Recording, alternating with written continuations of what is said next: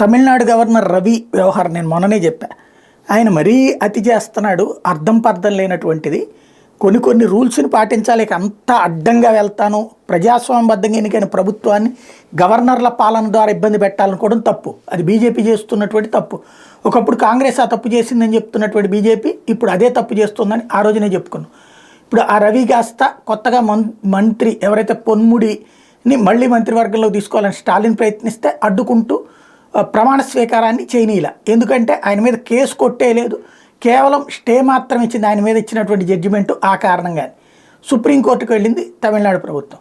తీవ్ర ఆగ్రహం వ్యక్తం చేసింది. అసలు నువ్వెవరు ఇదంతా డెసిషన్స్ తీసుకోవడానికి అంటూ గవర్నర్ మీద తీవ్ర ఆగ్రహం వ్యక్తం చేసింది. అదిగా ఒకవేళ గవర్నర్కి అట్లాంటి ఫీలింగ్ ఉంటే కోర్టునే అడగడం మానేసి డైరెక్ట్గా నేను ప్రమాణ స్వీకారం చేయనివ్వనంటే ఎట్లాగా. ఇప్పుడు సుప్రీంకోర్టు రేపట్లో ప్రమాణం చేయమని ఆదేశించింది. ఇప్పుడు పరువు ఎవరికి పోయింది? అదే $1 మిలియన్ ప్రశ్న.